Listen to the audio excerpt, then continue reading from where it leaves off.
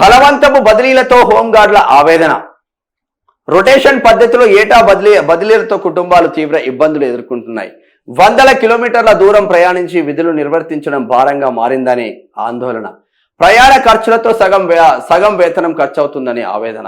Uniform, parade అలవెన్స్లు బకాయిలుగా ఉన్నాయని ఆరోపణ. బలవంతపు బదిలీలను నిలిపివేసి శాశ్వత పరిష్కారాలను చూపాలని విజ్ఞప్తి. హోంగార్డుల సమస్యలను కూడా పరిష్కరించకపోతే ఎందుకే మీరుండి? రొటేషన్ పద్ధతిలో అమలు చేసిన బలవంతపు బదిలీల కారణంగా తీవ్ర ఇబ్బందులు ఎదుర్కొంటున్నామని రాష్ట్రంలోని హోంగార్డులు ఆవేదన వ్యక్తం చేస్తారు. ప్రతి ఏడాది కమిషనరేట్లు ఉమ్మడి జిల్లాల వారీగా నిర్వహిస్తున్న బదిలీలతో కుటుంబ జీవనం అస్తవ్యస్తం అవుతుందని వాపోతున్నారు. సుదూర ప్రాంతాలకు బదిలీలతో ఇబ్బందులు. ఖమ్మం జిల్లా నుంచి భద్రాద్రి కొత్తగూడెం, కరీంనగర్ కమిషనరేట్ నుంచి సిద్దిపేట, వరంగల్, జగిత్యాల, రాజన్న సిరిసిల్ల జిల్లాలకు, నిజామాబాద్ నుంచి హోంగార్డుల బాధలు చూద్దాం ఒకసారి. రెండులో ఉన్నది.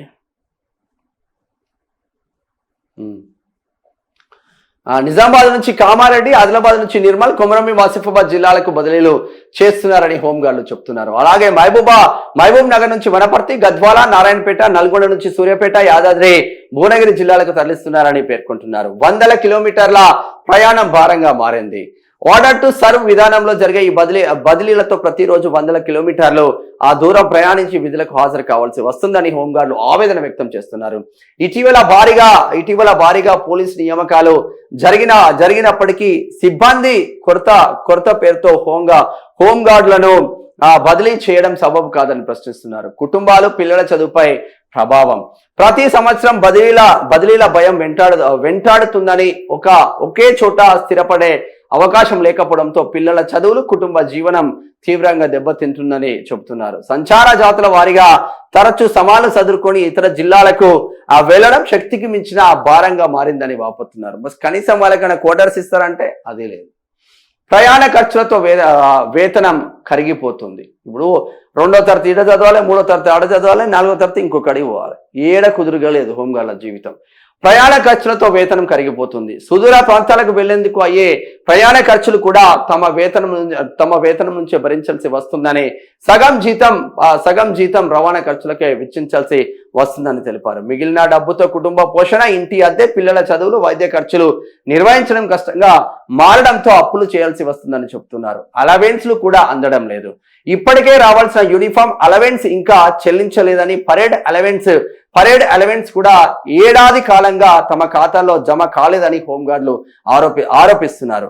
మరణించిన హోంగార్డుల కుటుంబాలకు పరిహారం, కారుణ్య నియామకాలు వంటి సమస్యలు కూడా పెండింగ్ లోనే ఉన్నాయని పేర్కొంటున్నారు. శాశ్వత పరిష్కారం కోరుతున్న హోంగార్డులు బలవంతపు బదిలీలను వెంటనే నిలిపివేసి తమ సమస్యలను ఉన్నతాధికారులు శాశ్వత పరిష్కారం చూపాలని హోంగార్డులు విజ్ఞప్తి చేస్తున్నారు. కుటుంబ పరిస్థితులను దృష్టిలో ఉంచుకొని మానవతా దృక్పథంతో ప్రభుత్వం స్పందించాలని కోరుకుంటున్నారు. హోంగార్డుల పరిస్థితి ఎట్లా ఉండదంటే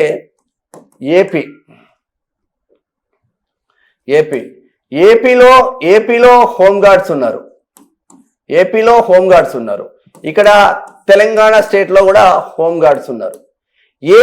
ఏపీలో తెలంగాణ వాళ్ళు హోంగార్డుల పనిచేస్తున్నారు, తెలంగాణలో ఏపీ వాళ్ళు హోంగార్డుల పనిచేస్తున్నారు. ఈ ఏపీ సీఎం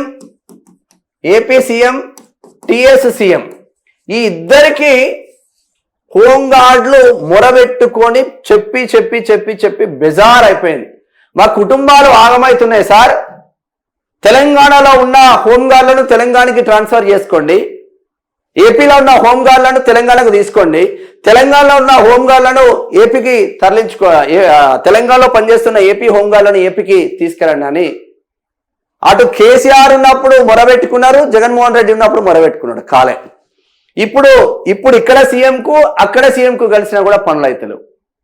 ఇక్కడ లోకల్ హోంగార్డుల సమస్యలు ఒకటైతే 2 రాష్ట్రాలకు సంబంధించిన హోంగార్డుల సమస్యలు విపరీతంగా పాడైనవి. వాళ్ళ జీవితాలు ఆగమవుతున్నాయి. కుటుంబాలు ఏపీలో, ఉద్యోగం చేసేది తెలంగాణ హైదరాబాద్లో. కుటుంబాలు తెలంగాణలో, వాడు ఉద్యోగం చేసేది ఆంధ్రప్రదేశ్లో. ఎడబోతాడు, ఎడదొస్తాడు. వాళ్ళకు వచ్చేది అరకొర జీతాలు, రిటైర్డ్ బెనిఫిట్స్ ఏమి ఉండవు హోంగార్డ్స్కి. ఉద్యోగం పోతేనే మాస్టర్ పడితేనే వస్తుంది. 30 రోజులు అంటే 30 రోజులు పోవాల్సిందే హోంగార్డులు. డ్రైవర్ పని కాంచి మొదలుకుంటే పేపర్ ఇచ్చే కాంచి అందుకుంటే ఛాయలు ఇచ్చి కూడా హోంగార్డ్ అంతా అయిపోయింది. ఒక్కొక్క ఐపీఎస్ ఇంటి దగ్గర వాళ్ళ మేడంకి డ్రైవర్గా హోంగార్డు, వాళ్ళ పిల్లల్ని స్కూల్లో దింపాలంటే హోంగార్డు, సెక్యూరిటీ కోసం హోంగార్డ్స్, లాస్ట్కు కూరగాయలు కూడా తీసుకురావడం కోసం హోంగార్డులను పెట్టుకున్నారా దుర్మార్గులు. హోంగార్డ్ అంటే ఇంటికే గార్డ్ లాగా అయిపోయింది ఇప్పుడు వాళ్ళ పరిస్థితి.